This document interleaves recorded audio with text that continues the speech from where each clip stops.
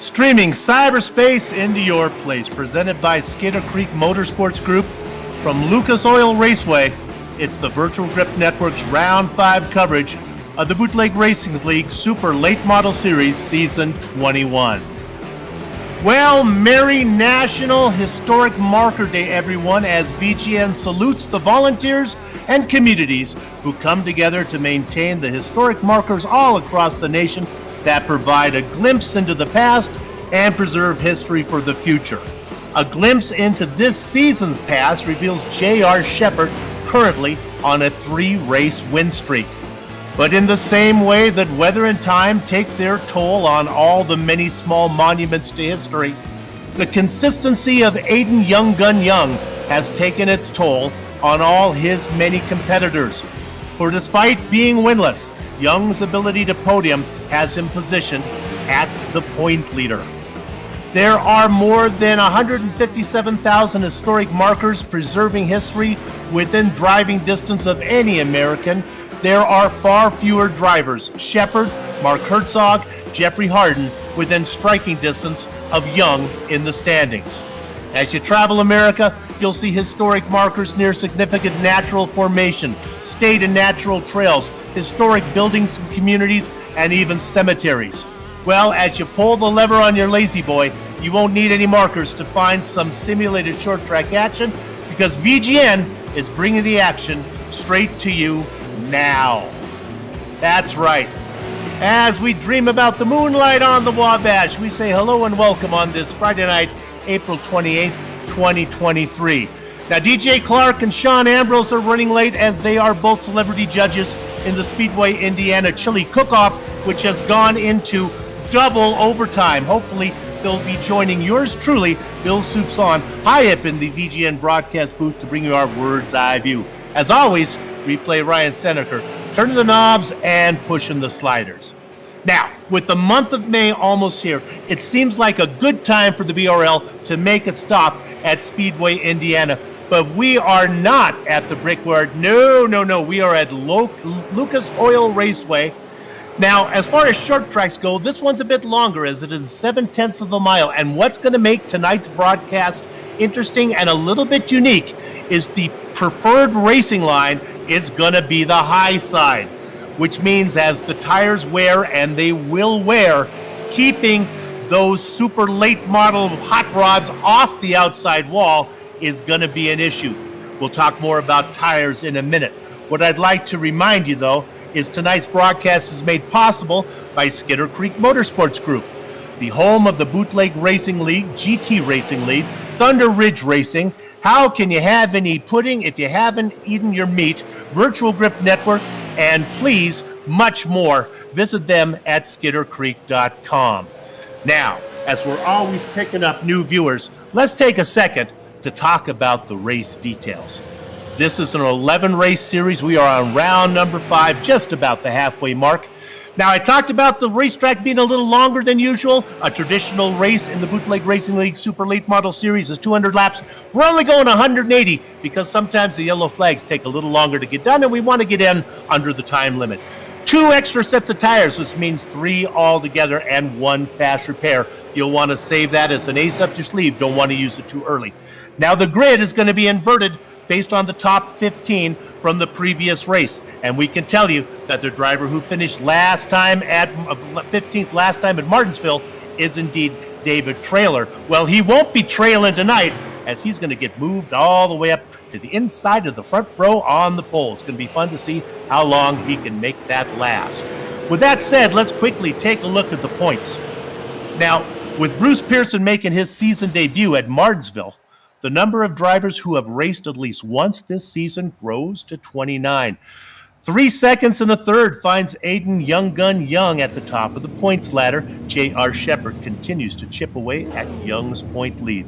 A 7th at Martinsville was Mark Herzog's worst finish of the season. Jeffrey Harden still looking for his first podium. David Traylor has moved up the points every round this season. Matt Hoos's 3rd at Martinsville was the best so far for him, jumping him a whopping 5 spots. Surprisingly, Chris Davis only has 1 top 10 in all 4 of his attempts. It's been an 8th 2 times in a row for Michael Lemieux.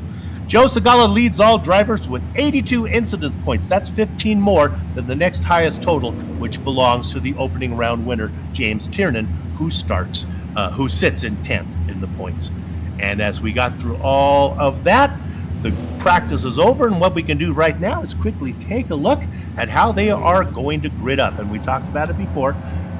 David Traylor is indeed going to be your pole sitter inside of the man who is a magnet for incident points, Joe Segala. He's going to have a clean one here today. The second row is going to be populated by our female driver, Michaela Steffes, and Lowell Jew, the boss man, in fourth.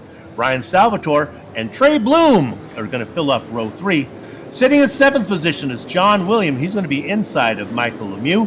And the 5th row is going to be populated by Jeffrey Harden and Kurt Smith.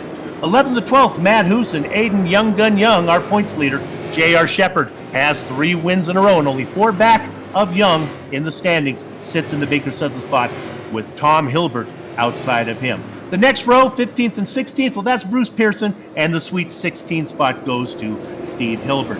Derek Henry and James Tiernan, our opening round winner, sits 17th and 18th. And the final row, rounding out the 20 drivers who are here tonight, that's going to be Rory Collins and Chris Haslick. Well, all the business is out of the way, and now the attention will turn to Travis Traylor, as he indeed will control the field for the first of 180 laps, round 5, the Bootleg Racing League Super Late Model Series. Glad you're here with us on this Friday night. Hope you and yours are doing well. Beautiful drone shot there as we see the cars. So the drone crosses over the track, and you can see car number 54 out in front, that dark machine in control of the field. Well, as they come off of turn 4, you know what to do. We wait, we wait, we wait, we wait. We are still waiting. Chug-a-look, chug-a-look, Idaho! David Traylor does get a great jump, and Joe Segala is not going to be able to get to the inside, although he does get a good run off of 2 and proves this commentator wrong, as he is comfortably now in 2nd position. We talked about the outside line being the preferred line. Well, look at the man roll the momentum around. That's Lowell Jew in the 20 as he takes 3rd position. And let's try it again from the number 12 of Ryan Salvatore as he rolls the outside. Stuck on the slow inside is the 92. Michaela Steffensen, she goes around and she's tagged. A little bit spinning around is the 36 of Jeffrey Hart. No, Brandy, your man, caught her as she was spinning. And we bring out the yellow. The inside line is tough, and you can see for Michaela, the car just went around on her. And there's Harden. Give her a little bit of a bump. We'll see if the 36 needs to come in. So we didn't get very far before the first yellow came out. Take a look at our hard chargers. J.R. Shepard able to pick up 3 spots. No surprise there, as the multi-time champion is our hardest mover so far. Except for the man who really impressed in the opening round. That's James Tiernan, as he is up what could be somewhere between 4, 5, 6 positions. We have to wait till he settles down. His timing and scoring hasn't quite locked that in yet. With that said, maybe this is a great opportunity if we can bring in Joe Segala, the man who's sitting in 2nd. See if we can talk to him as the lights are still on. Joe Segala, it's Soup here. Do you got a copy? I got you loud and clear, man. How's it going tonight? It's going well. You were on the inside. I was a little bit worried about you getting freight trained on the outside, but you were able to get up there. How's the outside line feel? Feels pretty good. My downfall is that I can't drive it really close to the wall, and that's where all the speed is. The closer to the wall you are, the faster you are. I just don't have that talent to drive inches from the wall, so I'm just going to do the best I can with that little bit lower lane, but still stay on the high side. Well, when the tires start to go away, maybe that'll help you get up there, but maybe not by choice, huh? Yeah, that'll probably give me the old stripe on the side of the car. All right, well, you managed to hold on to 2nd. Good job. We'll see if you can bring it home tonight. Hey, try to keep it clean. They try to find you, don't they, those guys? If there's an incident out there, they seem to find you. Yes, they do. Let's hope my luck tonight is better than what it was last week. Got to be a little cleaner up in 2nd position. Good luck, Joe. We'll keep an eye on you. Thank you. Joe Zagala not so confident about being able to keep that car off the high line.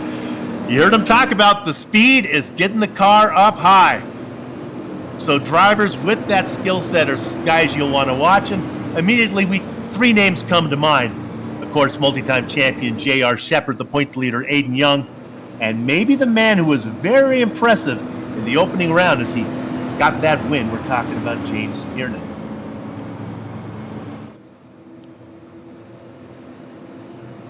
Beautiful night here in Speedway, Indiana. We are not at the Indianapolis Motor Speedway. We are very nearby. They have a road course here that is no longer really in service, but they do have a quarter-mile drag strip. Joe Zagala probably would do well at that, as he wouldn't have to worry about keeping the car off the wall. Working lap number 7. Happy to report that you're not going to get such a heavy dose of soup, as I hear John Hine is going to be coming to join us here in just a minute. My partner works with me every Saturday night in the Late Model Invitational, 9 o'clock Eastern Time. You want to check in for that one? We'll be right here at Lucas Oil Speedway. All right, Travis Traylor. He started on the pole. He's been able to hang on there. We're going to go green. He's going to be working lap number 8. A great jump. The insides works. Okay, Joe Zagala on the outside. Now being challenged on the inside. Lowell Jewell wants to see if he can get a little bit of traction, make hay while the sun shines, stick while the rubber is good. But it doesn't work. And now Joel has to be careful that he's not going to get freight train, because moving around the top, that's the number 12 of Ryan Salvatore. Salvatore, very fast. Does not get the results that really are exemplified by the racing that he does. But tonight he's in good shape. Lowell Jewell finds the wall, and he loses position. The 75's going underneath him. That's John Wilson. And then there's the fluorescent blue machine of Matt Hoos. Hoos cannot get loose tonight, as he will put that right rear into the wall if that happens. Again, Lowell Jewell, I'm not sure if he's in the wall or if he's just got it inches away. Look at the high line, and now he dives down trying to get a roll off a 2. We ride on board in the popcorn position with Matt Hoos. Oh, no, we're not. We are one back. That's Hoos in front, and boy, they get really close in front as Wilson almost gets into Jewell. Now there goes Hoos to the top, and we are riding on board with J.R. Shepard. How many spots is he up? Well, right now, they counted as 6. He started in what would be 12th position and is up that many. 13th position to 7th is what it actually is right now, as he's following Matt Hoos around. This is where the action is. Not missing anything up front. The top 3 are single file. And welcome to the booth, my Saturday night partner, John Hine. How you doing, buddy? Not too bad. Sorry I'm running a little late. 469 had a traffic jam out there, and I'm here. That's all right. We pulled the curtain back here at BGN, and we know that you're doing a last-minute fill-in. I appreciate it, as so do the viewers as well. Right now, we are looking at a great battle here. Oh, my goodness. Watch the 21. Oh, we might want to get a replay of that. I'm sorry, the 12. I apologize, as I did a little dyslexia there. Ryan Salvatore got really loose, but he kept it straight. He's in an incredible battle with Lowell Jewell right now. Jewell gets the best of it. Salvatore was really taking that car around. Yeah, and Salvatore was on the bottom there, and really this track is a place where you want to run high up against the wall. You really keep your momentum up there, and Joel was able to capitalize having that momentum and took that position from Salvatore after he had that moment that you spoke of there, Sue. You can look at the tower and you can see the large gap yeah, all the way back to his first position. Big gap. But my goodness, right now the action is back 2nd, 3rd, 4th, and 5th. Yeah, good battle here going on, you know, and it's early on in this race too, so a long way to go. These guys kind of have to pace themselves a little bit. You don't want to use your rubber up too much, but what a great battle this is. John, we were talking about this track is unusual, as the outside line is clearly the preferred line. And boy, if you get the car down low, it'll come around on you. It will. You can work the bottom. It's just a matter of backing the corner up and really having to manage the throttle through the center to not get that nose to shove out. But if you drive in too hard, yes, back end comes around in a quick hurry, and it's not even one of those, oh, I'm starting to get loose. By the time you're loose, it's gone. There's not a whole lot you can do with it. So it's fun to run up here because as a guy that comes from dirt, I'm used to running the cushion right against the wall. I love coming here to this track. Boy, you can see a little bit of smoke coming up if somebody got in the wall. Lowell Jewell gets the wall again. Let's turn our attention on the number 98. Yes, we talk about J.R. Shepherd-Watt, but if you want a master class of maybe how to do stuff here, let's see what the 98 is. Look how wide he is, and then he was able to dive it down in there as he works on the back of that fluorescent blue machine of Matt Hoos. Yeah, and this shot right here is a great shot because you can actually see that there's some banking there. The bottom of the track, and this contributes to the looseness that you were talking about. Up there, that banking helps you really carry that momentum around. It doesn't look like it if you get out of the car and you kind of look at the track like right there. It doesn't look like there's a lot of banking, and there's not, but there's just enough to kind of keep you going up top. We were watching J.R. Shepherd, and he is our big mover up 8 positions, but he's trying to work on Matt Hoos, and that's no short order there because Matt Hoos is also up 7 positions, currently racing in 4th, has worked his way all the way up from 13th.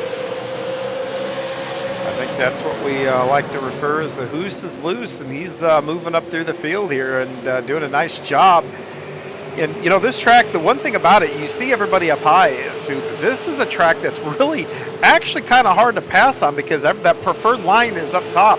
You've really got to do something or hope that guy in front of you maybe gets loose or makes a mistake to capitalize where you can use your momentum to get yourself inside or get around them. Let me reset those numbers again. Hoos from 11th to 4th, Shepherd 13th to 5th. Oh no! As we're watching it, and you can see Lowell Jewell got loose right in front of Matt Hoos. Yep. I believe you don't want to end up facing that way on the track, that's for sure. Shepherd got into him pretty darn hard.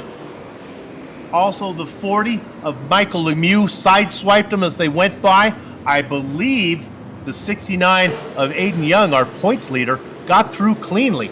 In fact, Director, if we have a chance, looking at it from Aiden Young, and I correct myself, he doesn't get through. Watch Young. He comes up in the gray car there, and he almost makes it through. Maybe a shot on board with Young. Not sure if it's going to merit a fast repair. Here we go. 4 points ahead in the points. Let's see how this works. You be the driver. Go left or right. You choose. Oh, man, right here, I'm on the brakes. I'm still on the brakes. I still don't know where to go. I don't know where to go. And right there, I start to go to the outside. But looks like Lowell is just going to barely catch him. Oh, you hit the nail on the head. He almost got through. Almost made it.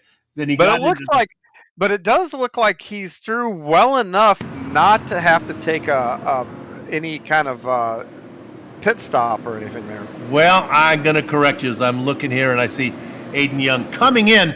Now, I can't confirm that he took his fast repair because I'm not good at telling that, but he did come in to maybe get some repairs done. Well, yeah, if he came in, he probably got his fast repair. And that's one of the disadvantages. Well, no, he didn't because he's got the damage. He probably came in to see how much time was on the repair clock to figure out how much damage he has, because that's the one part in here that kind of stinks is you're in the car, you hit something, you don't know if you've got damage. You don't have a crew chief saying, okay, someone looking at your car in real time. The iRacing crew chief is very vague about what's going on there, but that's a tough break for Hayden, though. Well, not vague are the voices in my head, and I get the report that Aiden Young did not take a fast repair. Yeah, no, he came in to get what he can get done. Yeah, like I said, I think what he came in to do is see how much damage was on the time clock. If you come in and there's like 4 or 5 minutes of damage, you got to come back around and take that fast repair. That much damage, there's a lot. But if you come in and let's say there's 30 seconds of damage, fuel it up, go. You'll be fine. Hopefully you catch a break at the right moment and get some track position back. John, I love doing these broadcasts with you because I've been doing these more for longer than I care to tell. And that's the first time I've ever heard a commentator say that. That was some good stuff there. Come on in and let the clock tell you what's going on. I like that. Yeah, that's the way to do it, and it'll tell you everything you need to know. And yeah, when you've got a couple, 2-3 minutes to repair, you know you're going to be down on power, whatever. The other thing you can do in the car is clutch it. And when I say that is when these cars are idling, I think they idle at 2,200 RPMs. So when you're going around, and if you step on the clutch and off the gas, it'll go down to that idling speed. And if you're idling at 22, you know your motor's good. But if it's at 20, 2,100, maybe 2,000, you know you've damaged your motor and you got to get a fast repair. So those are two things that you can tell and do to figure out if you need some work done. Before we go green, quickly, I want to put the camera on the 03 of James Tiernan. I'm kind of setting the stage for what may happen a little bit later. He's our opening round winner. He is up many positions, and he looks like he's got it really in good shape right now as he works his way through the field. Okay, we're going to be working again. Lap number 28, we go green. All 28 laps have been led by David Trailer, and he gets another good jump. The question is, what happens on that outside line? And my goodness, Segala did not get going this time. Great jump from the multi-time champion, number 98, J.R. Shepard. It didn't take him long. 28 laps. He's found himself from 13th into 2nd. JR. Oh, big problems. At restart. Oh, no, the 93 got into it with the 52, Chris Hazlick, and I believe they almost went over. That is also something you definitely don't want to do. Hazlick and Steve Hilbert had an argument about position. And again, this is where our director will give us one of those cool overhead shots, and we can see if Hilbert drifted up or if Hazlick came down. That looked like Hazlick might have come up thinking he was clear there as he gets his nose out in front. And yeah, here he comes right up the track. 52 comes down a little bit, but definitely the 93 comes up more than the 52. And that's how misjudgments happen. At the end of the day, that there is more of a racing deal. But yeah, it's probably about a 60-40, but that's just that's the way the cookie crumbles sometimes. Right place, wrong time for a couple of those guys. So it's been a little bit messy here to start, but often that's the case, and the drivers will settle down a bit. Yeah, most of these guys in these leagues here for the BRL, they're pretty smart, good, clean guys. So yeah, they'll settle down and start clicking laps off. They know it's a long race. Unfortunately, we don't have permission to talk to David Trailer, our leader right now, but we can't talk to Michael Lemieux, the driver in 4th position. And I'm John, I'm going to let you handle the interviews like it says in the memo. Okay. Mr. Lemieux, this is John up in the booth. You got a copy? Yeah, I got you.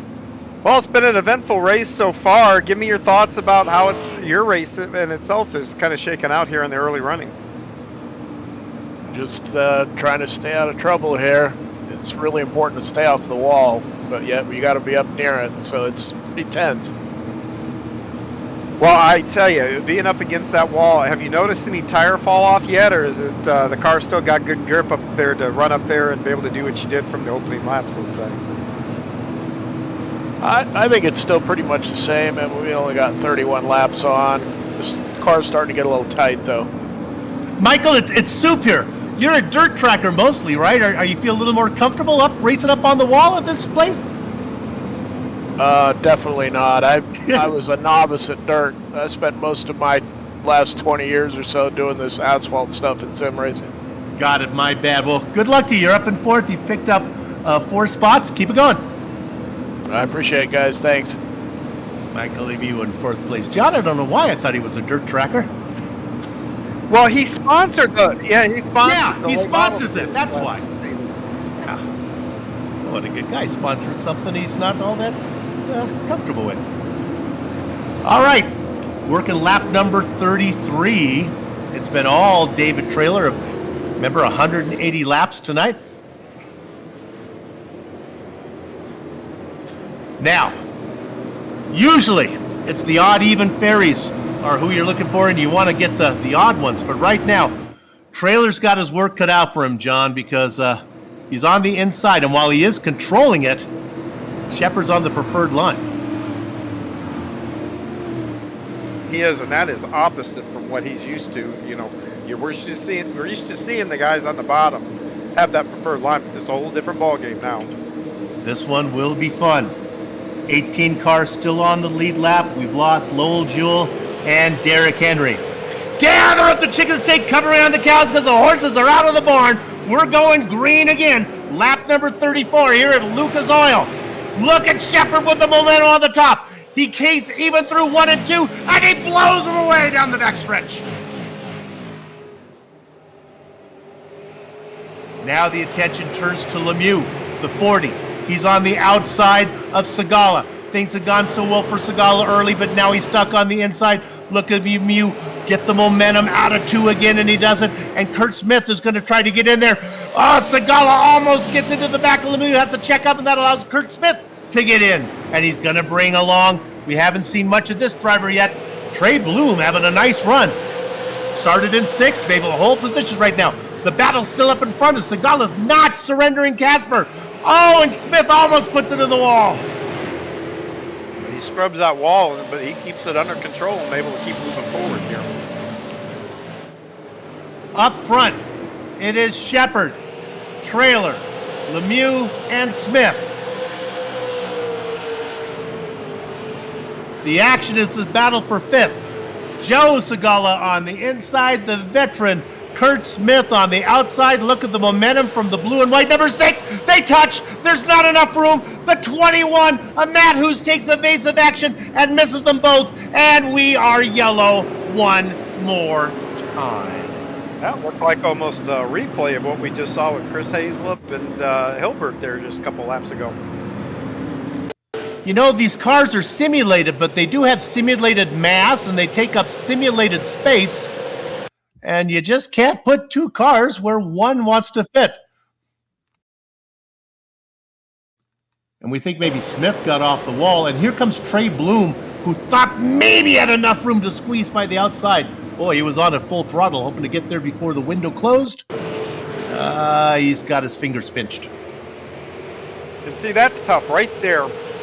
The car on the outside tends to want to get loose, while the car on the inside tends to want to push. And when you're side by side, and those 2 forces are at play, you got to give each other extra room because it's really tough not to have that happen.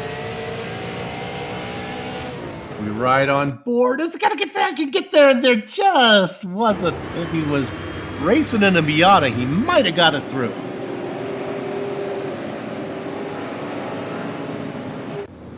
Well, there is indeed a time limit to these events, and one of the reasons, John, we're racing 180 laps is because with this track, which is longer than I really realized, so it's 7/10 of a mile, almost as long as USA, yellow flags take a little bit longer to get sorted out. Yes, they do. And, you know, and then laps, even when they're under green, the laps take a little bit longer. So the whole program, a little more stretched out in, let's say, a place like Lanier, that where you're running about 15, 16-second laps anyway. Let's go ahead and check in with the 75 of John Wilson. He's having a nice run. Started in 7th and has been able to maintain position. We'll see if we can call him up as these lights are still on the yellow flag. John Wilson, one of the new names I'm getting familiar with. John, this is Soup. You have a copy? Yeah, I got you, Soup. You started in 7th. You're still in 7th. How's it feel? Not too bad. I avoided a couple big wrecks, which was kind of nice. I know there's a lot of fast guys out here, so we'll just see what we can do. Let me turn it over to my partner John Hines, see if he has anything for you. I do. As you're back there in the pack here, you know, how about passing? I think it's going to be really difficult watching. It seems like the preferred line is up on the outside there. How are you getting passes done, or where do you think passing can happen? Where at on the track? I think a lot of it's either going to be going into a turn or coming out. Yeah, the high line is definitely the preferred line. So it's a little tricky to get something done on the bottom. And I went and stuffed mine in the wall on that last restart and lost a bunch of spots. So we'll see what we can do.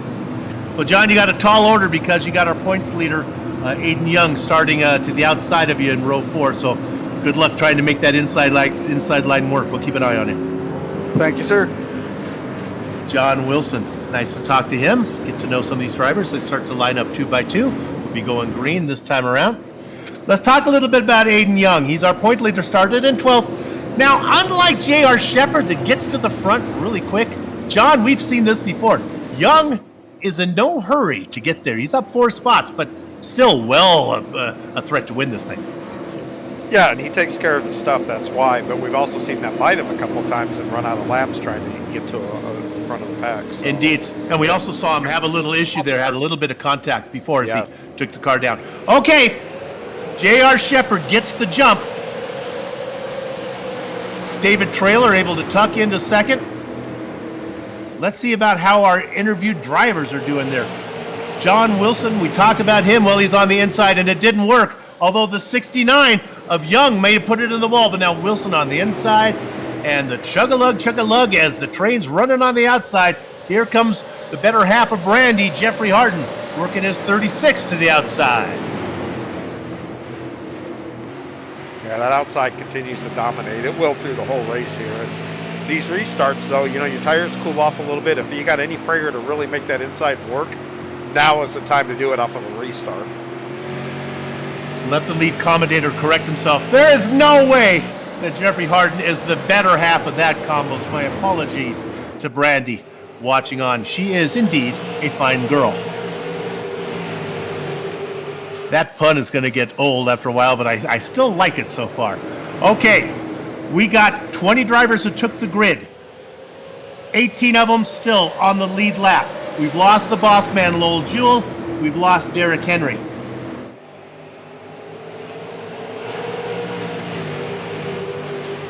Yeah, considering how tough this track is, it's really surprising that's all that we really lost here. With you running right up against the wall, trouble lurks pretty much anywhere you're at on this track every second. Okay, what we like to do here as VGN is paint the picture and set the stage early.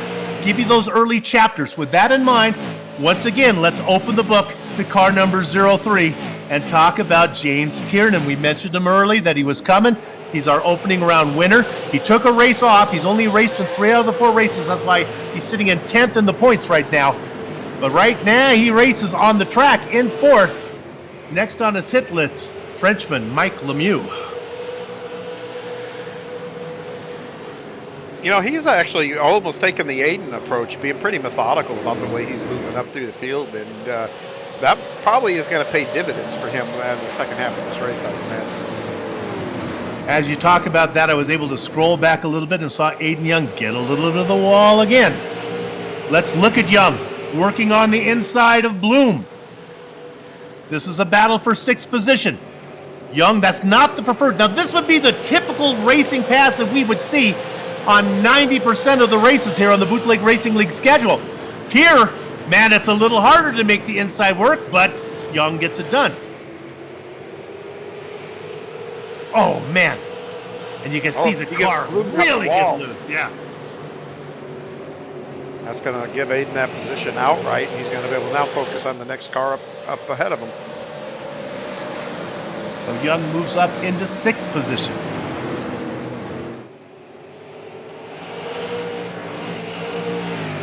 Let's focus back in on 4th. The white car is James Tiernan. He's the driver I've said is really on the move. He is up 14 spots, 18th to 4th. But the familiar now fluorescent blue machine, the 21 of Matt Hoos. Hoos looks pretty darn good back there. Hoos not doing so bad either, up 6 positions. Oh, Hoos is a solid driver in anything he gets in, so he's competitive. Not surprising to see him up here. All the way down to Matt Hoos are drivers who have yet to pit. Now, Aiden Young has 29 laps since he was last in, and we don't know. Did Aiden take tires? I was watching him when he came down. I didn't see the car go up on the jacks. So I really think he did exactly what John said. We talked about it. Came in, checked out his car, and then took it right back out.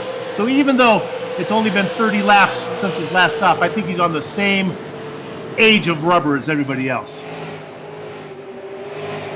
Yeah, what will be different if he's really taking care of himself, which I gotta believe he is. He's gonna be able to run longer if he took fuel. So if he catches he could realistically catch the whole field a lap down if he was to run 15, 20 laps further. But you do that, you're taking a big gamble, because while those guys get new fresh rubber, they're clicking off lap times significantly faster than he would. That is another great point. Thank you, John. Yes, maybe the same rubber, but most likely, and there'd be no reason why it wouldn't be, a full tank of fuel when he was in there. So yeah, 30 laps. John, that's a pretty good deal in my book, because you are going to put almost most of the drivers a lap down, if not all of them, and you're looking at 20 to maybe 20 laps. Wait for a yellow to come out and catch them all a lap down. Yeah, and like I said, the downside is if no yellow comes out, then he's in real trouble, because those guys have been making time when by the time he pits and gets back out, he'll have lost a lot of spot staying out that much longer. So, but he can stay out a few laps, though, and probably not pay a minimal penalty there. So we'll have to see how it plays out. Just another storyline we can follow. What I'd like to do right now, as things are settling down a bit, we're going to take you through the field, see if we can run by one through the 18 drivers that are still racing. John, here's how we'll do it. I'll take them 2 at a time, 1 and 2, you get 3 and 4, and we'll alternate through. Our leader, J.R. Shepard, started in 13th position. He's up to the front, but he has put no distance on the pole sitter, David Traylor. Now, I don't know how hard Shepard is running, how hard Traylor is running, but right now, John, they stay 2 car lengths back. Who you got in third? I've got Mike Lemieux there running in third. We talked to him a little bit earlier. He's still pretty happy with how that car feels and is trying to stay up high and stay out of trouble. So it sounds like he's kind of in conserve mode to just kind of keep the leaders at bay, and then we'll see what happens the second half of the race. And then following him is going to be Mike Tiernan, our week 1 winner. James Tiernan, sorry, and he's coming through the field, and he's kind of doing it the Aiden Young style, just being methodical, slow, and again, I think that's going to benefit him for that second half of the race. Speaking of Aiden Young, he races in 5th right now, but the ace up his sleeve as he came in about 30 laps ago compared to, he's got about 20 fewer laps on this tank of gas, so we look for him to stay out and maybe get to the lead when people do have to pit.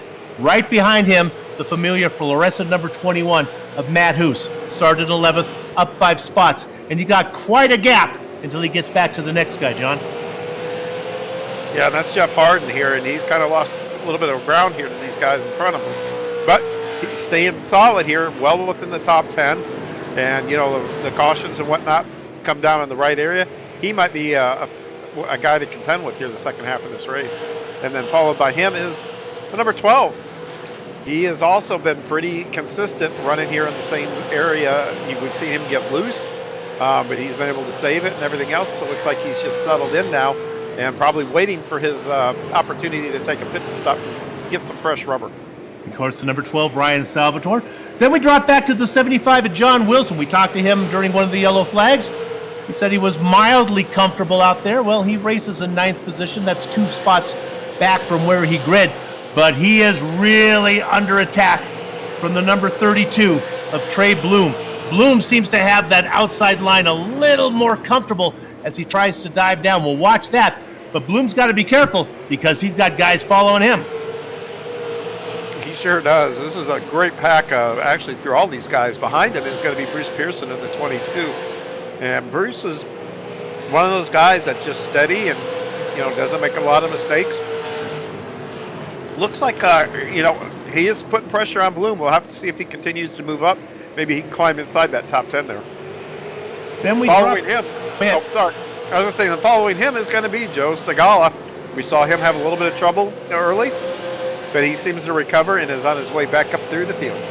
And the racing guides are kind because I get back to my 2 drivers. We're in a side-by-side battle here.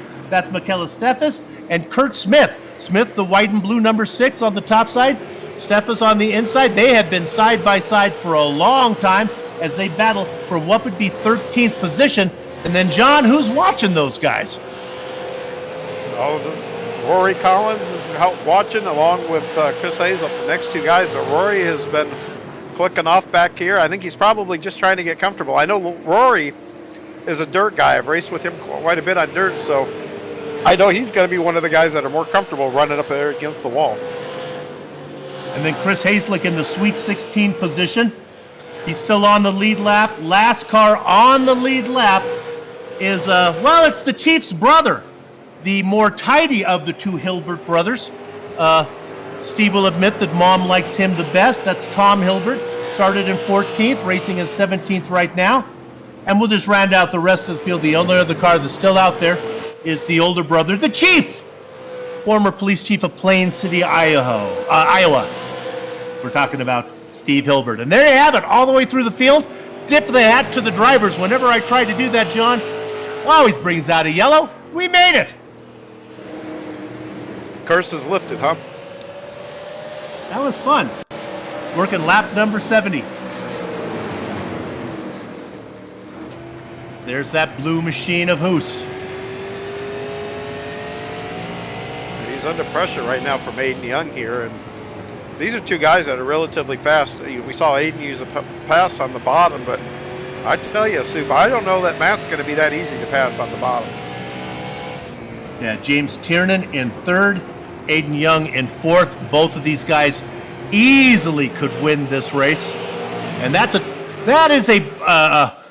a boastful comment when you have a driver like J.R. Shepard out in front. But from what I've seen so far this season, and I may be speaking out of turn here, Tiernan and Young, I can't believe I'm going to say this, John, have every bit as much talent as J.R. Shepard, and I feel I'm looking for the lightning to strike me. Well, it seems odd to say that in a BRL broadcast. It does. Sure. But, yeah, those two are wheelmen, and it's good to see competition here in the BRL, and, hey, we're the lucky ones that get to watch. That's true, and I can hear the viewers watching right now. Well, Soup, how can you say that when the man out in front is on a 3-race win streak? I know, but I've watched these guys, Tiernan and Young. I watched Tiernan in the opening round. He was really good. Maybe touch aggressive, but he's got that, seems to be took a little piss out of the vinegar. And Aiden Young, well, we know what he can do. He's very smooth. Yeah, and where Shepard has the advantage, I think, on those two guys, that the reason why I think JR is still just a little bit better than those guys, JR has a knack for getting through traffic. He is really good, really smooth, doesn't put himself in a bad spot, doesn't usually put other guys in a bad spot. He does it without using up a lot of his equipment. That's what makes JR great, is that right there, just getting through traffic. Oh, let's talk about traffic right now. There goes Shepard as he dives underneath Chris Haslick. Haslick is not going to give it up, you know. There is a lucky dog, but he's going to fight for it. Shepard says, no. Now, around the nation, check your local yellow pages. I know you have those yellow pages, still an old copy sitting in your house. Open it up to Backmarkers United meeting. Find your local chapter. And if you're a backmarker like I am, I'll see you there. Right now, Trey Bloom, hopefully he's been going to the meetings, because here comes Shepard. Let's see how Bloom handles it. Now, this track is interesting because it is. Usually if you're a lap car, you get up high, get out of the way. Well, guess what? That high side is where those guys want to be. So flip the script here a little bit on what you need to do. Well, I'll be honest with you. If I'm J.R. Shepard and if I can talk to Trey Bloom, I'm telling him, man, you just stay on the high side. I'll get underneath you. Because the last thing Shepard needs is to try to go around the top of Bloom when Bloom is racing on a racing line that, he's not comfortable with. I've seen some bad things happen when drivers bring it down in tight. Bloom in 16th position. And let me qualify this. That's not for actually being lapped. It would be for being lapped, but Bloom is already 2 laps down. It is Chris Haslick, who is racing in 14th. That is the last car on the lead lap. Now, I correct myself again. It's Rory Collins. Go ahead. I was going to say, and as the leader, you honestly would prefer the guy just to hold the line, because then there's no surprises. You can figure it out. Now, as the guy getting lapped, things that you can do, maybe lift a little bit early, make sure that they can get a run around you pretty easy. Don't hang up on their quarter panels and fight them. But, still be respectful and hold your line still. So that's really what you need to do here.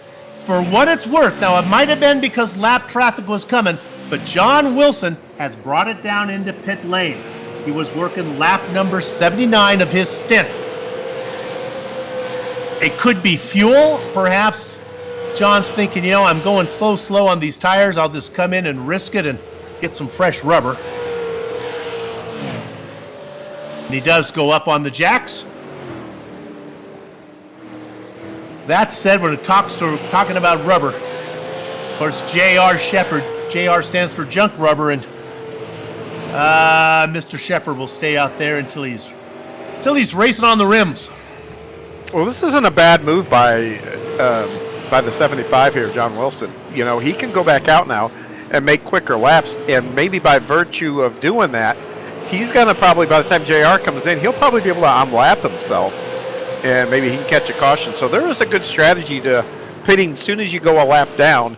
You go back out there and run quicker laps than probably even the leader on those fresh tires, and by the time everything cycles through, then maybe you're not a lap down anymore.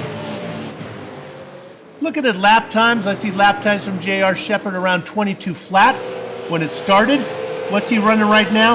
About 22.3, 22.4, so maybe almost a half second slower than when he started off the race.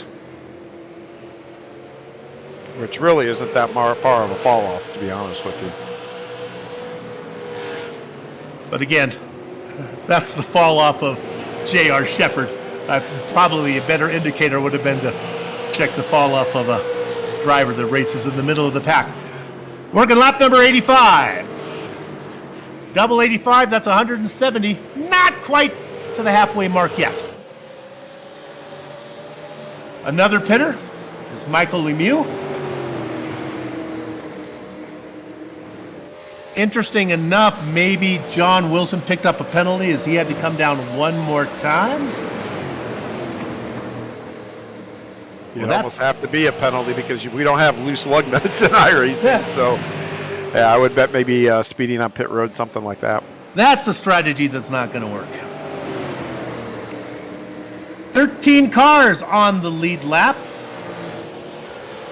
Let me correct myself, as it's 12, as Michael Lemieux, who just took that pit stop, does indeed go a lap down. So, of the dozens of cars that are on the lead lap, well, the back of the dozen, Rory Collins.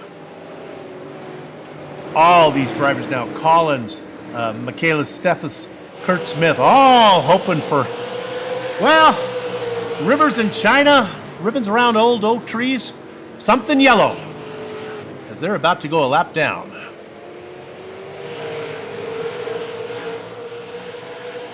Well, I tell you, I don't know about you, Soup. I know as a commentator, you don't ever really want to root for anything on the track, but boy, I'd sure like to see a caution right now and watch Shepard, Tiernan, and Young battle this thing out in the second half of that race. Indeed, they'll all come in, get things sorted out. Remember, we saw J.R. Shepard get a piece of a car as he went by. We don't know how well that car's handling, although looking at it right now, I think the car's pretty healthy. Now, this is fun. Let's look back at the number 48 of Michael Lemieux. Lemieux is how many laps? 2 laps down. We're looking at the leader here. Look what new tires look like. And that's what I was saying. When you go a lap down, look how you can all of a sudden pass him back time-wise on the track, get yourself out by the time he, and this for Lemieux might even take his 2 laps away. Indeed, so he makes the pass. And this is where Shepard has to do a little scoreboard watching as well, because you got to figure his competition of Tiernan, Young, if they come in, and maybe even David Traylor, if they come in for a pit stop early, he almost has to cover. I mean, he can't really afford to stay out there and run it till the tank is empty. You're absolutely right. And that's part of the fun of this kind of racing. Something that you and I don't get to see on Saturday night is pit strategy. I'm glad you're here with me because it's a curveball from the mound. It sure is, and we've had a couple fuel strategy races, but yeah, never a pit stop. And as a driver, I've run a couple of these races myself, and it's a lot of fun. I mean, it really is to have that pit stop. You got to constantly be thinking behind the wheel. Do I go now? You're having these debates. Do I pit now? Do I wait? How am I running? How are the people around me running? There is a lot to download to make the decision to pit. all you little soldiers in Soup's clipboard army, if you're scoring with us at home, or even if you're watching alone, you can mark Joe Segala as another driver coming into pit.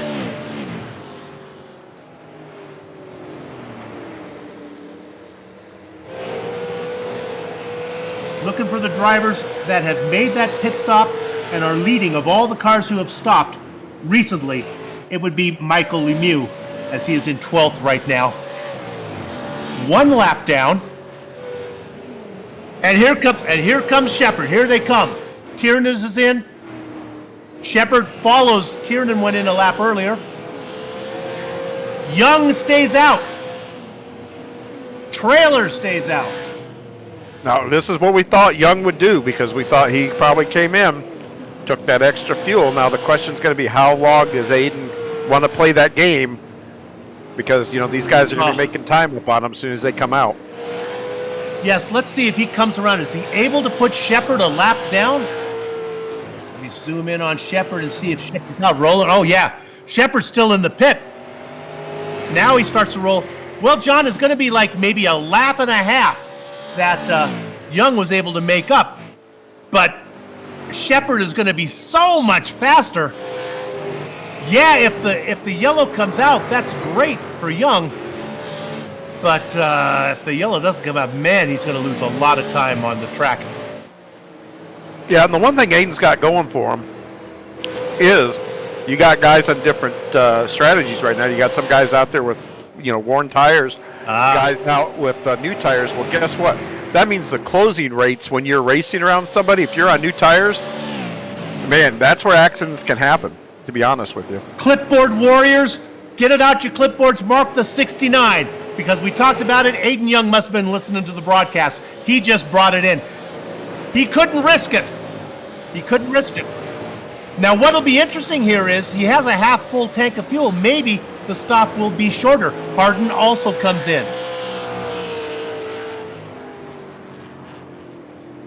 And Aiden can be sneaky too. I wouldn't be surprised if Aiden only like took two tires or something. I don't know what he took, but I know I've talked to him enough, and there's tracks I know that he'll Well, let's yeah. Aiden is out. Let's go ahead. What we're going to do right now, we're going to show you Aiden Young, who is out on the track, and then we'll have our director pan all the way back to the 98 of J.R. Shepard. And sure enough, if I have my lap count right, Young pulled a fast one. Look at Shepard right now. Oh, my goodness. He knows that things have gone south for him as he works his way right in front of Hazlick. Then he dives around the top side of Collins, and then he gets around Smith. He's got those new tires. He's got the double duck machine of Bruce Pearson, who's still out there for 101 laps. Bruce, bring it in, baby. Man, oh man, this is going to be interesting. So you go ahead. I was going to say, Aiden has tracks on it. You know, he's a teammate of mine, so I talk to him a lot. I know there's some tracks that he prefers that two-tire stop. I guess this is one of them. So Ryan Salvatore, he's been out there for 78 laps. He can go for a while longer. Kurt Smith, well, he's only been out there for 25. Oh, no, let me correct myself. 63 laps. How long can he afford to stay on that rubber is the question. Man, running on the rims, the 22 of Bruce Pearson. Let's look at the 22 right now. They're coming on all sides, Bruce. Going up on the top. That's James Tiernan. Looking on the bottom, that was Joe Segala. Segala thought wiser of that and waited a bit. Now he'll go around the top side. Oh, the 22. Well, you know, maybe it's a budget thing where he just doesn't want to, he can save the extra set of tires, take it to round 6. Well, and I tell you, you look at the closing rates, and this is what I was talking about. That is a caution. Here comes Pearson. As I say, that's a caution waiting to happen. Well, yeah, not only is he a moving chicane, but it can't be easy to control the car as well. So Pearson gets to the halfway mark, and I imagine that might be his last stop of the night. Let me correct myself. Old school, Soup. 105, well past the halfway mark. This is a 180 lap race.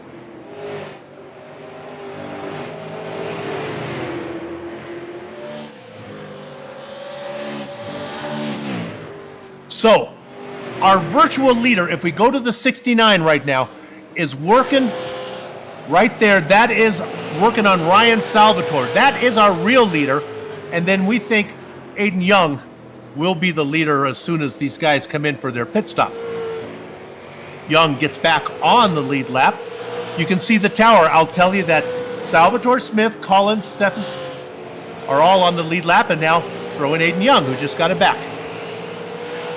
The big gap from Young to Shepard. I don't know what that means, John. It's a pay me now, pay me later type thing. It's got to be. It's got to be coming back Shepard's way sometime. Yeah, how crazy is this? A second ago, we were talking about Aiden hoping for a caution. Now Aiden does not want to see a caution. And you're talking that switches. I mean, it's just that's what makes this stuff so much fun, because strategy can change on a dime. What you need, what you want to see, it all can change from lap to lap depending on your situation. That is what makes this stuff so much fun. Well, right now, I don't know if I've ever said this before, J.R. Shepard in the lucky dog position in 6th. Now, again, this is going to change as Salvatore Smith, Steffes, and Collins will have to come in eventually. If they don't come in, Shepard and Young will eventually start to run them down. Yeah, I mean, I don't know if they probably had enough gas to get to the end, I suppose. But, yeah, those lap times are going to fall way off if they're crazy enough to think they're going to get to the end. 16 drivers still putting up a fight here. We've lost 4. Along with Lowell Jewell and Derek Henry, who went out early. John Wilson and Steve Hilbert have called it a night. I think 120 laps has got to be the farthest you can go on a tank of fuel, but they lie to me. It's like trying to get the distance they can go is like, getting the secret recipe to Coke. Well, I didn't see, I can't tell if any of those top guys pitted, though, early on. Also, keep in mind, all the cautions we had early, all that's going to extend everything. True. So if they pitted early, and then you throw in the cautions, they may be fairly close to be able to do it. Well, we saw Pearson stretch it to 104 laps, but I think that was more out of tires than it was out of fuel. It was just he was losing so much time. Absolutely. And, like I said, if one of those guys pitted and maybe either A, took tires, or B, fuel, or both, they're going to be able to go a little bit longer. But even if they're short, and let's say they took fuel, let's say, on one of those early cautions, you don't have to come in and get a full tank of gas. You could come in and do a splash and go. So, they may not win the race, but maybe they'll pick up 4 or 5 spots from where they were running. And again, that might be one of the reasons why Aiden Young was able to pick up so much, because he came in with gas in the tank, so even if he filled it up all the way, it's not nearly going to take as long as it did for J.R. Shepard to fill it up. Yeah, that and the 2 tires helped them really, really get a big advantage there. But I got a feeling if there is a caution to be had there, that's going to bite them probably at the end of this. Well, if I look at pit stop times between Aiden Young and J.R. Shepard, on this last stop, when they both came in pretty much on the same team, Young stop, 11.8 seconds. Shepard stop, 23 and a half. That pretty much is the difference right there. I think that's fuel. I think that's topping off early and not having to put as much fuel in the cars. Well, hopefully we'll get to talk to him. We can get our answer here to see what happens. And Indeed. But like I said, it's just funny, how things change and everything else. I mean, this is just great. We have no idea how this is going to play out. And for me anyway, this is what keeps me on the edge of my seat. I want to talk a little bit right now about car number 6, Kurt Smith, as he is under attack from the 54. That is not for position, as David Traylor is a lap down. Now, Kurt Smith has been out there for 80 laps. Assuming that the interval, the distance of 120 laps is true, he could go another 40 laps. You add 40 laps onto 119, let's call it 120, that gets you to lap 160. I don't think he can get to the end without making another stop. he's the driver that's in the best position to do that, other than Aiden Young. Yeah, I don't think he's going to make up 40 laps. The only way that he could have done that is if he is shutting the car off under caution or clutching it, letting it roll, not, saving fuel that way. And then you can do it on the track. You can, clutch it through the corners and just roll the corners, save fuel. So there's some tricks you can save, but 40 laps on a half mile or almost 7/10 miles track, that's a lot. That's an awful lot to try to squeeze out of there. But he probably is only going to have to go in and maybe make a 4 or 5 second pit stop. Just take a little bit of fuel and go. So viewers, you might need to do a little math when you're looking at the tower. The interval that you really care about is the interval from the driver in 5th, who is currently on the lead lap, to the interval of the driver in 6th, who is the leader of the cars all 1 lap down. I'm talking about Aiden Young and J.R. Shepard. They are the guys who can go the distance without pitting again. And right now, that interval is about 6.1 seconds, and I'll be honest with you, it's getting larger. Young is currently faster than Shepard. We got a caution. And what's huge is Shepard just got his lap back. That's going to change how these things play out. Let's see if we can find the caution. Oh, it was David Traylor who was having a great run. The 54. Coming out of corner number 4. He just lost it. And we believe that's going to give James Tiernan the lucky dog. He will be moved. John, sometimes the racing gods listen, and I think they have given you what you want. I think when this thing all sorts out, it's going to be J.R. Shepard, Aiden Young, J.R. Shepard, and James Tiernan, all very close to each other. Yeah, because those other guys were running probably so slow with those old tires. They're all on the lead lap, so those 2 guys that were trying to stretch it out, they're not going to catch a bunch of guys on the a lap down like they were hoping, unfortunately. In fact, we can tell you that some of those guys that were racing up front did come in. Ryan Salvatore came in for a stop. Kurt Smith has came in, and now we're going to have to see Michaela Stethus come in, although I think she'd like to stay out, maybe lead a lap. Stay out there, Michaela. I would right here. Keep this shot. Let's see. Aiden's only got the left sides up. Let's see how many of them go to the right side. There you go. 2 tires again for Aiden.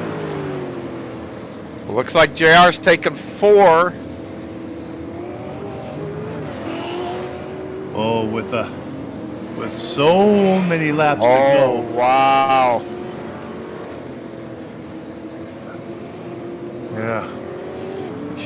We think that, John, what's your take on how the tires went?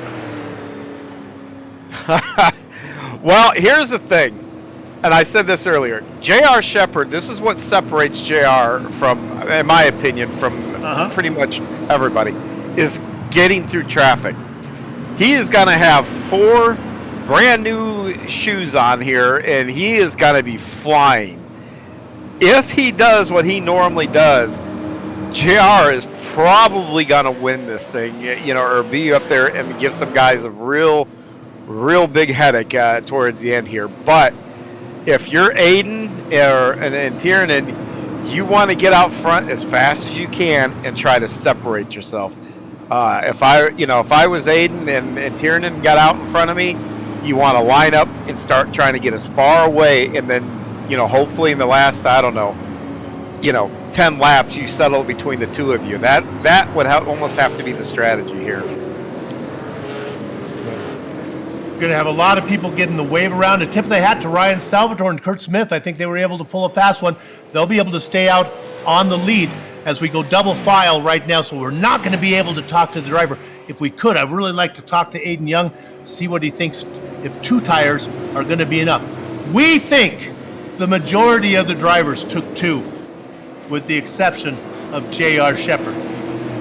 Watch the number 6, and to make matters worse, the racing gods have decided to put J.R. Shepherd on the preferred outside line. Working lap number 29 is Ryan Salvatore.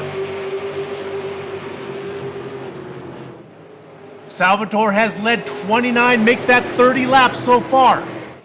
Shepherd has led 61, David Trailer 33. Those are the only guys who were able to lead a lap. Correction, Aiden Young has 3. Look at the race going on now. Salvatore under attack. He loses it, but he saves it.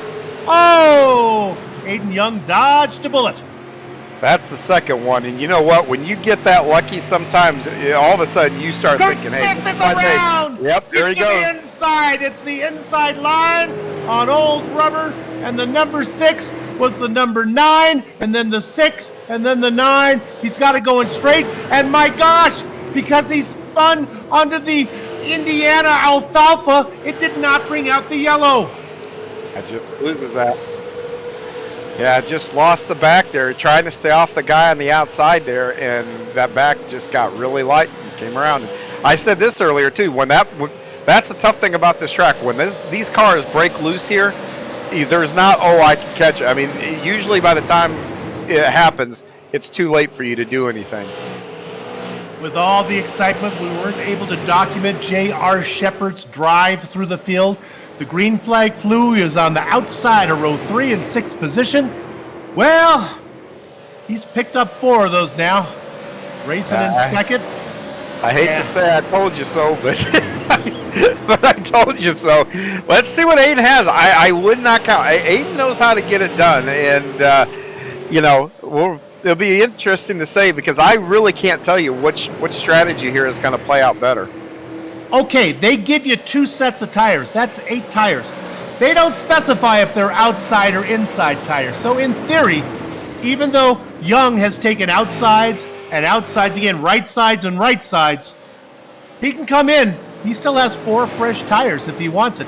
If a yellow were to come out now, John, with only 9 cars on the lead lap, it's feasible that Young could come in and get tires. I'm hearing being told they are side specific. Really? Oh,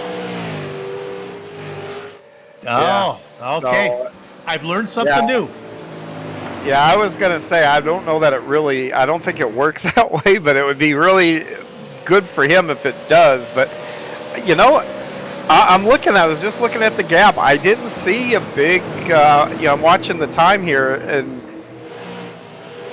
I'm going to say that lead looks like I guess it's kind of trickling down here a little bit, but man, oh man, this will be fun. And now, keep in mind here, Soup, to even add a little more drama to this, every lap, JR is putting wear into those tires, and guess what? After X amount of laps, all of it becomes equal again.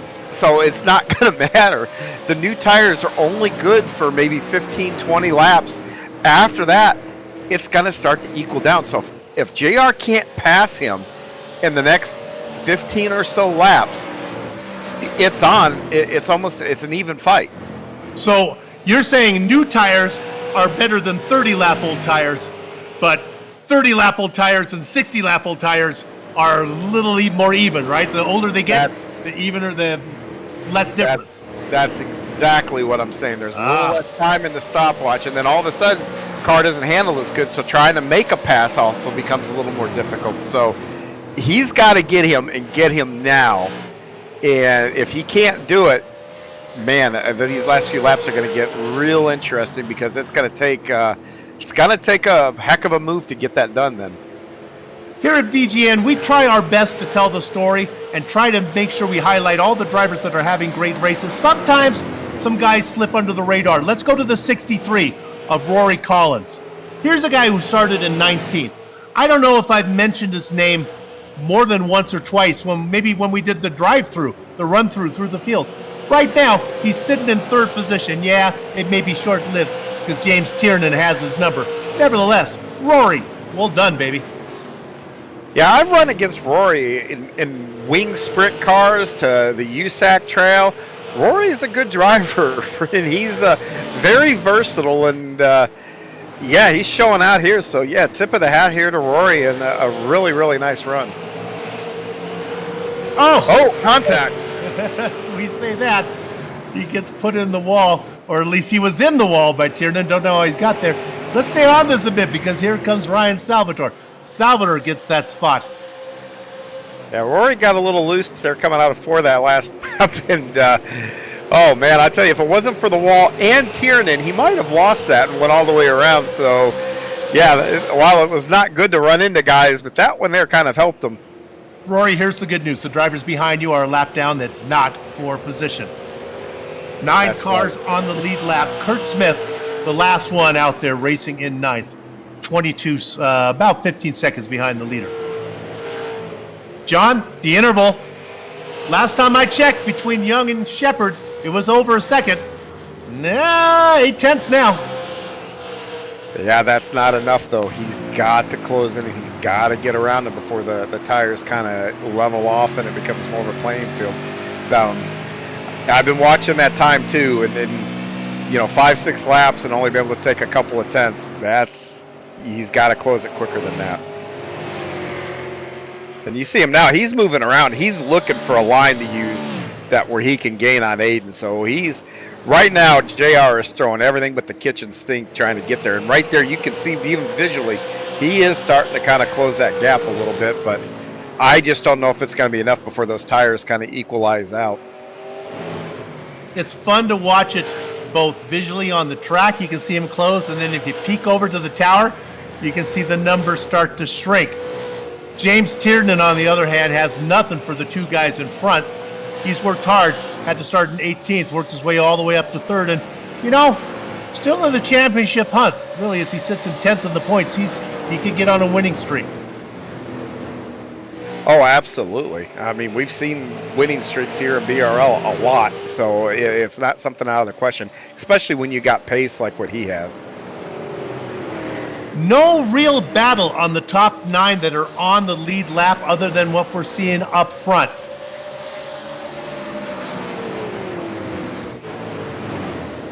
Tiernan and Salvatore are close together, but John, the real story is up front, Young and Shepard.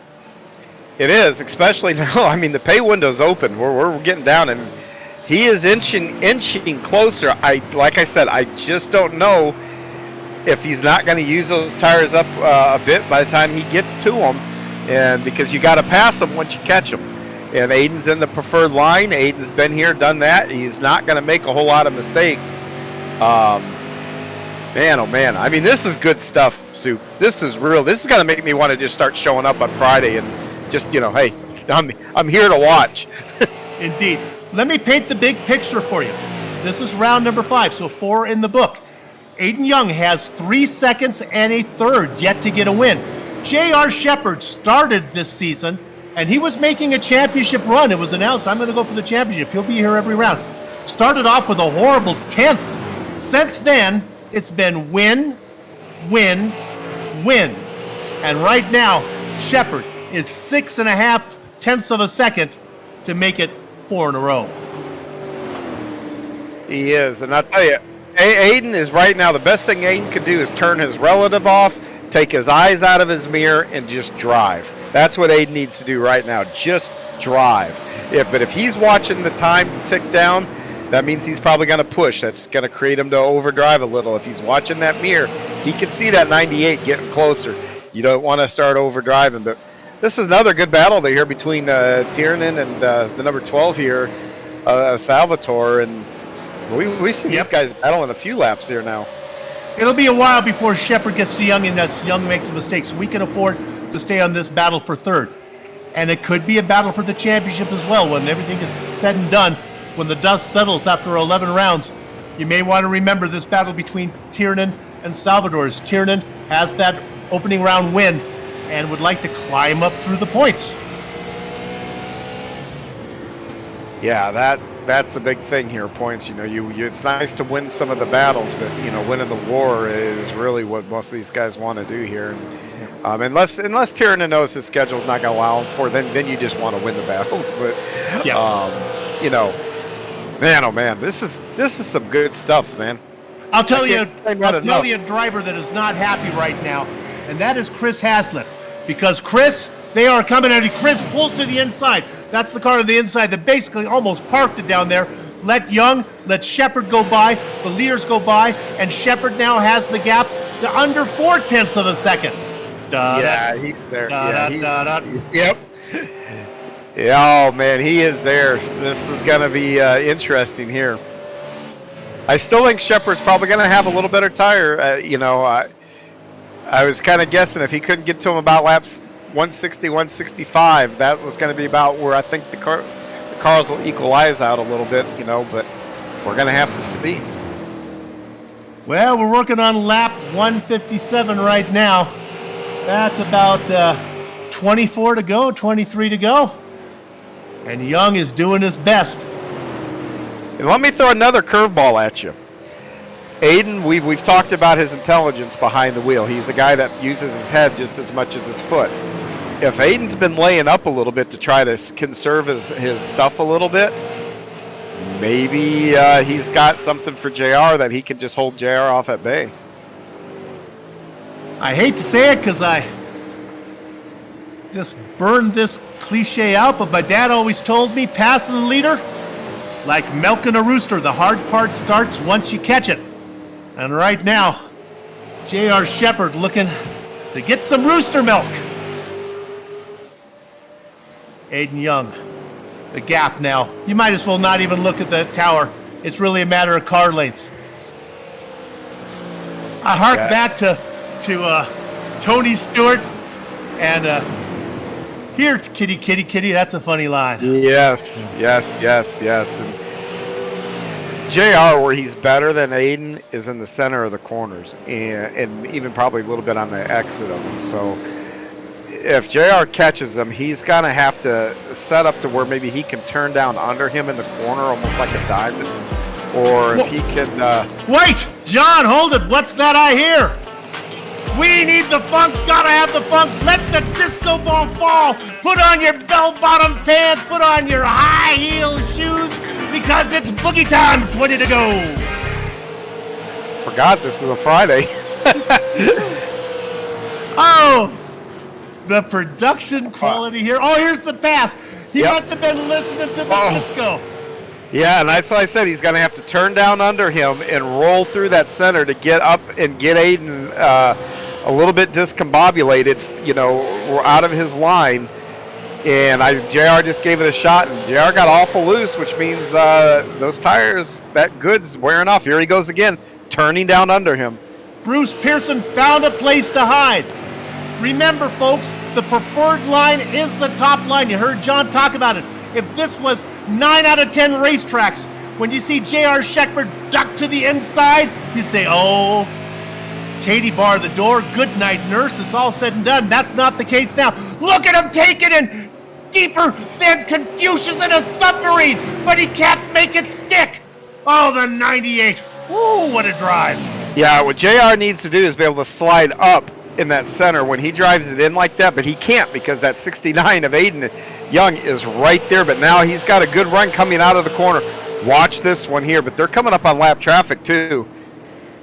Kurt Smith, the veteran, trying to stay on the lead lap. This is not a guy trying to get out of the way when he's 4 or 5 laps down. This is Kurt Smith trying to stay on the lead lap. There comes another dive. Taking it in hotter than desert sand is J.R. Shepard, but again he can't make it stick. Oh, look at him kick it sideways. And the problem is here, Kurt Smith has taken up Aiden's line. And I know Aiden, he is probably getting real hot under the collar. There you go. Kurt gets out of the way there. Good job, Kurt. And he didn't have to do that. Like you said, he's running for that, trying to stay on that lead lap. A caution can still come out. But now he wants to stay close to him because at least that'll leave him on the lucky dog. But, man, this battle for the lead, something else. It's as good as what's been advertised. We knew this was going to come down to this. And, man, these guys are really not disappointing. It's 2 fairly new tires on the outside and 2 fairly old tires on the inside against 4 fresh ones. Well, they're fresh when I say they're 41 laps old. J.R. Shepard now as they work lap 68. And JR is sliding that car around. That's not helping him keep those tires a little fresher than Aiden's. That's causing him probably some consternation here a little bit from behind the wheel, thinking, all right, It looks like JR now is content here to maybe let those tires cool, not abuse them for a couple laps, get them back under him, and maybe here before the end he'll take another run at Aiden. Shepard looks faster, but not fast enough. This is the closest he has been out of 2. We haven't seen him make a move into 3 and 4. He's been doing it into 1 and 2. John, do the corners race differently? Yes, completely different. You get better run coming out of 4 and down the front stretch. 1 and 2 is just a little bit tighter than what 3 and 4. At least that's what it feels like in the car. So where you saw him turning down, that's a lifting point. Tighter corners, that's where guys might lift it a little bit different, you know. And that looks like that what was happening. JR was trying to send it in there a lot harder, but man, when you do that, you really knock the good off those tires. And that gap, though it's small, here he goes again. You gotta try to dive it in there.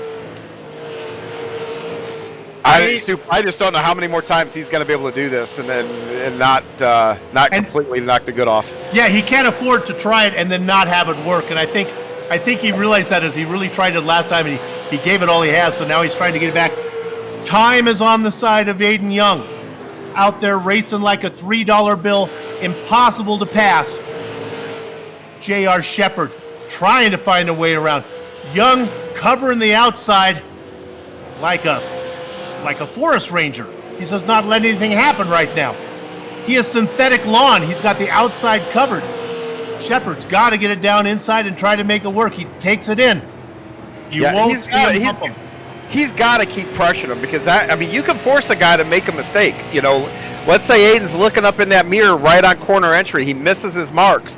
All of a sudden he washes out, maybe taps the wall. JR can turn down inside of him. You got to keep that pressure on him here as these laps run down. Remember, we're only going 180. If you thought we're going the traditional 200, no, we're almost done. Let me get up on my soup box right now and pray to the drivers that are 1 and 2 and 3 laps down, not racing for an important position. Let's keep it clean so we can finish under green. Shepard looks at it through 4. Not gonna happen. No, it's not. Aiden's just getting off the corners better than JR, but I think that's because JR is driving so hard in, he's having to use a lot of brake, a lot of car to turn the corner because, you know, and I think that's just killing his exit, and that's really what's saving Aiden right now. Oh, Shepard closer as he's ever been. Coming out of 4, watch the drive. Let's see if he pushes the issue into 1 this time. The opening is there. Shepard takes it in. Can he make it stick? Can he get the momentum out of 2? Shepard spies, Shepard tries, but Aiden denies. He sure does, and you just saw that momentum on the outside. Man, oh my goodness, this is Soup. I'm nervous up here, man. I'm not even one of these cars. James Tiernan back in 3rd position, 5 seconds back, yelling at both those drivers to go at it. J.R. Shepard, Aiden thinks your sister's ugly. Aiden Young, J.R. Shepard thinks you're a bad fireman. Use the pole. He would like those 2 to get at it, but right now Shepard way too smart for that. Working lap number 178 of 180. Boy, he's trying, and you see Shepard backing away because Shepard could very easily slide up and get into Aiden's bumper and rear quarter. I've seen him a couple times now back away to make sure he's not making contact. That tells you a lot about J.R. Shepard's character. That is why he is one of the more popular drivers, not only for us to watch, but in the garage area too. Very, very classy competitor. It's a 4-point lead in the standings between Young and Shepard. It's a 1 position difference right now. Shepard is right on his bumper. As he comes around this time, he'll get the white flag. Watch going into 1. Watch going into 1. This is now or never. He takes it in. Young gives him room. Shepard gets a nose in there. Can't get a drive off. Look at the momentum on the top side for the 69. 2 corners to go. 3 car lengths different. Bringing it in hot, but he doesn't bump him. Out of 4. Round number 5 from Lucas Oil Speedway. First win of the season goes to Aiden Young. J.R. Shepard will have to settle for 2nd and drops a point in the standings. Our opening round winner, James Tiernan, will get 3rd. What a great event. That was worth getting off my couch and putting my pizza down for. So, what a great race. Oh my goodness, we saw a good one, and congratulations to Aiden Young, who picks up the first win, but only 1 point does he gain in the points race. This is going to go for a while. You know what? What we're going to do right now is take a short break, but we'll come back, run down the entire finishing order, talk to some of the drivers before we put a lock on the gate. Don't go far.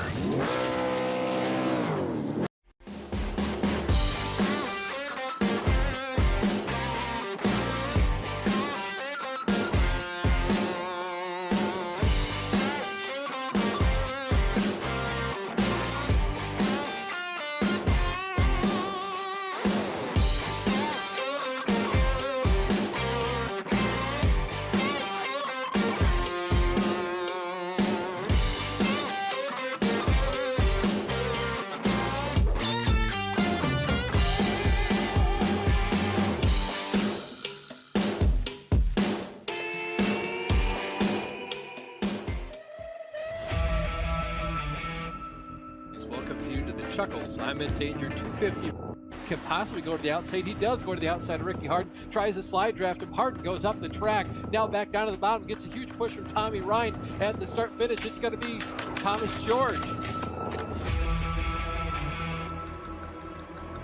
Running the high line, trying to make that got pass. loose off turn 4. In the grass goes the 6 car, and they were side by side, 2 by 2 here. Scott Eckler winning the last race of the season and the championship. Jeff Ford definitely getting the championship for season 2. Give it up for Thomas George, winning the race and the championship.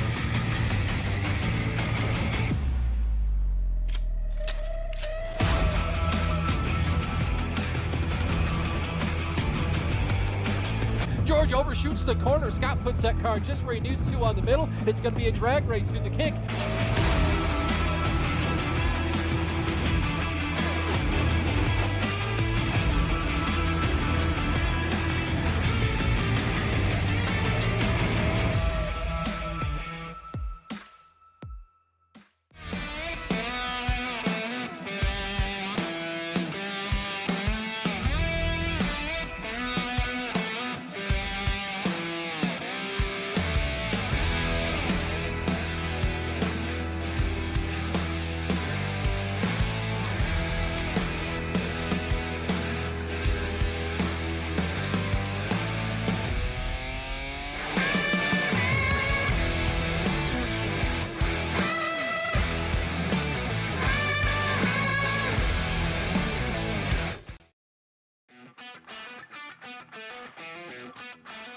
Welcome back to Lucas Oil Raceway and VGN's 5th round coverage of the Bootleg Racing League Super Late Model Series presented by Skitter Creek Motorsports. Oh my goodness, did we have a fun one tonight. The results are in. Let's give them to you. Only 8 drivers finished on the lead lap, but what a lead lap it was as Aiden Young, for the last, I'm going to say, 30 laps, was able to hold off J.R. Shepard, especially since it was time to go disco. JR was on his tail the whole time. Young was able to keep the car wider than a Julia Roberts smile and gets his first win of the season. JR Shepard will have to settle for second. A great run from James Kieran in 18th to 3rd. Ryan Salvatore started in 5th, picks up 1 position.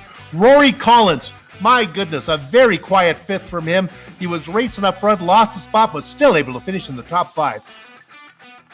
Michaela Steffes, her best finish of the season, a 6th place for her. Matt Hoos in 7th.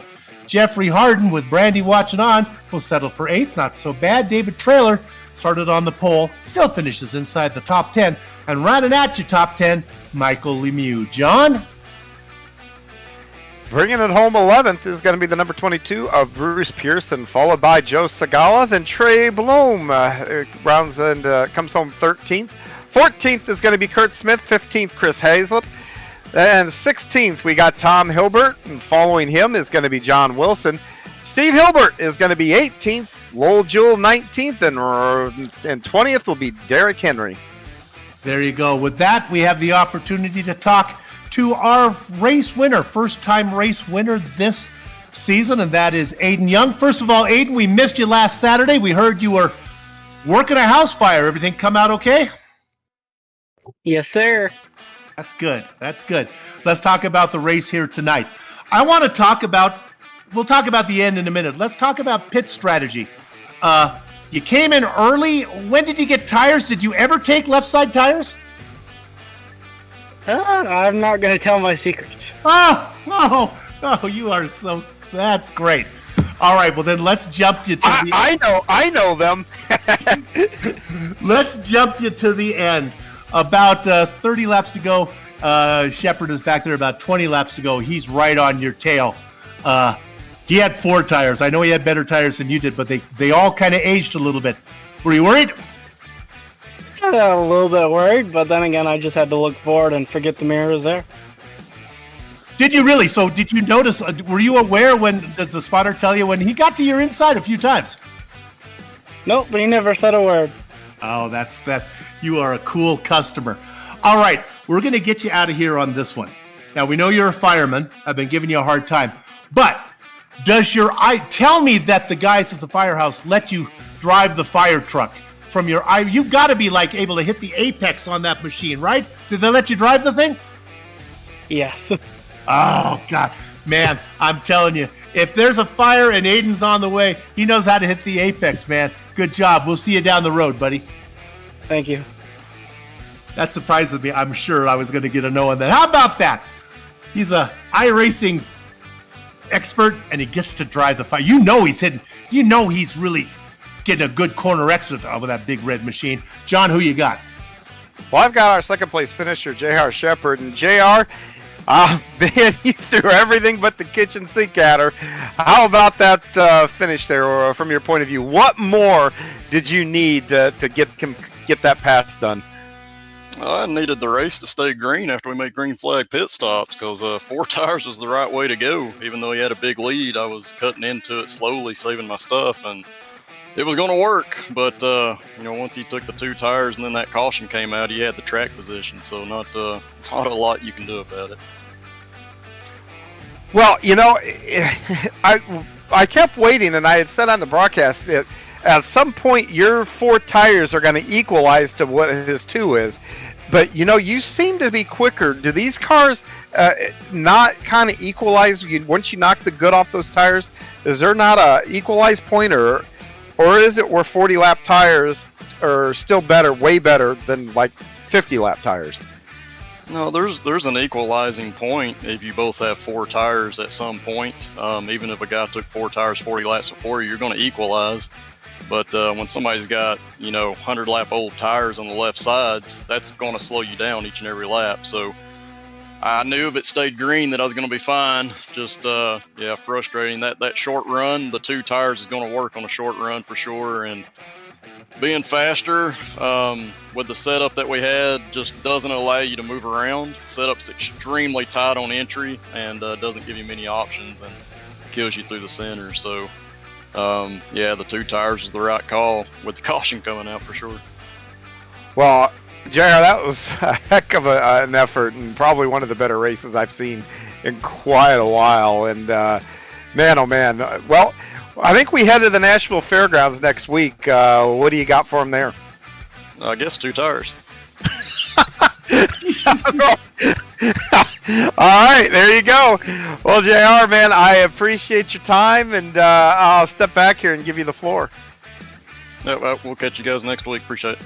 All right, that's J.R. Shepard, our second place finisher here from the Indianapolis Speedway Park.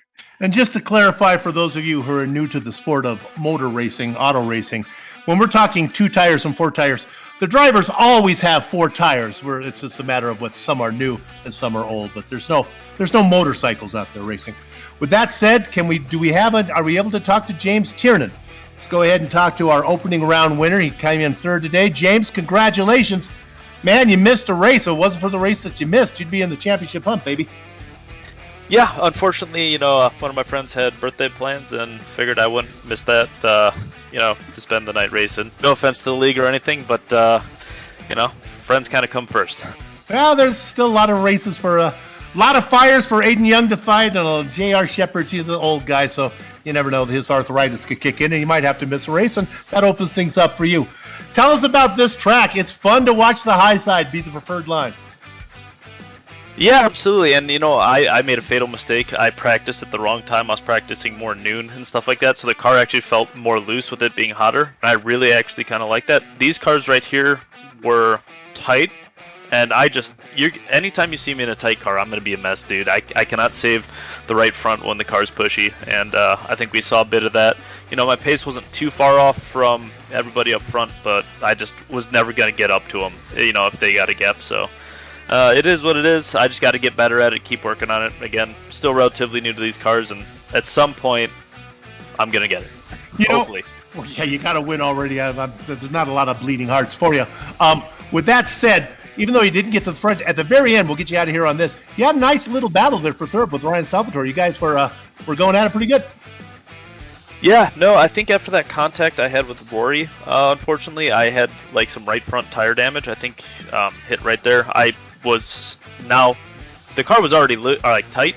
Now it was really tight, and I was not having a great time. So it was just making do. I was trying to get that left side kind of down below the banking to help the car turn, and that was the best I could do. And luckily, he wasn't pushing me too hard. I kind of got a gap there for a little bit, but then someone else was kind of coming back on me. So I'm happy with that overall, and appreciate, again, as always, I appreciate the broadcast. It's always awesome to go back and watch the broadcast because, in my opinion, this is not me just blowing smoke either. Don't take this as such, but you guys are one of the better broadcasts I've watched on iRacing, so I really do appreciate that. Well, thank you.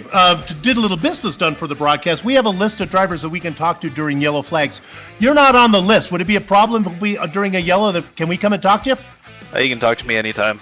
All right, we're going to put you on the list because we wanted to tonight, but we didn't want to bother you. Hey, congratulations. We'll see you down the road. Good luck. Yeah, thank you. James Tiernan, our third place finisher, and a fine judge of broadcast talent as well. With that said, we'd like to thank our sponsor. My goodness, we couldn't do this without Skitter Creek Motorsports Group, the home of the Bootleg Racing League, GT Racing League, Thunder Racing League, Virtual Grip Network, and more. Please visit them at skittercreek.com. Now, coming up on the screen right now, you're going to see what our next broadcast is. Here's the deal. We'll be back next week. We're going to take this whole crew to the Nashville Fairgrounds. That's going to be at 8:10 Eastern on May 5th. But before then, that's right, tomorrow night, VGN has another broadcast from right here at Lucas Oil Speedway, where John and I are going to be back together when we do the Late Model Invitational. Oh, that's going to be fun. 8:50 Eastern Time. Those upcoming broadcasts, as well as the ones that you just saw, are always a production of the Virtual Grip Network. So with that said, I'm going to take this padlock off out of my pocket, put it on the gate, and say until next time, have fun storming the castle.